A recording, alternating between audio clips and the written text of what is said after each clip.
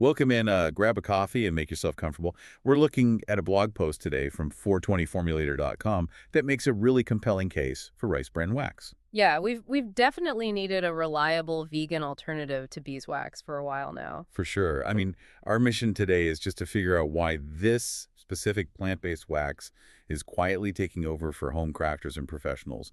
Finding one that ticks all the boxes without making formulation a headache is rare. It really is. So looking at what this actually is, the INCI name is Oriza sativa bran wax, and it's quite literally a byproduct of brown rice oil extraction, Right. They mill the rice, extract the oil from the bran, and you're just left with these waxy esters. which makes me wonder how it compares to standard beeswax on a functional level. It performs beautifully. I mean, you get that essential occlusive barrier to lock in moisture. So stopping that transepidermal water loss. Yeah, reducing TEW out. But it stays 100% plant-based. Plus, the neutral scent is a huge win for makers. Because it won't clash with your custom essential oils. Now, formulators usually jump to candelilla or carnauba wax for vegan stuff, but the author shared this painfully relatable detail about carnauba. Oh, that part stood out to me. Carnauba gives this really hard, glossy finish, but it is notoriously impossible to clean up. Ruining containers left and right. Literally. The author actually had to throw their mixing containers in the trash after using it. Trashing good kitchen gear just to make a lip balm is the stuff of nightmares. It truly is, and that is why the melting point of rice bran wax is the sweet spot.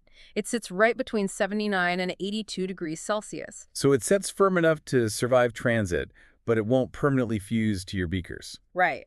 But when making your own balms or vegan candles, you can't just do a simple one-to-one swap with beeswax. Because it's firmer, right? Yeah, you need to use about 10 to 20% less. Does cutting the wax mess up the ratio for the rest of your liquid oils? Not at all. The extra firmness compensates for the lower volume. If you have a favorite beeswax recipe, just start with 80% of your usual wax amount. But always measure by weight. Always by weight, never volume. And ensure your oil phase hits at least 80 degrees Celsius. To get a proper melt and avoid any graininess. Yes. Once poured, just let it set at room temperature. Letting it cool naturally gives the absolute best silky texture. And you can always blend it with a bit of shea butter or soy wax if you want a softer finish. Works perfectly for that. You know, making cruelty-free products that actually survive shipping without turning to mush is brilliant.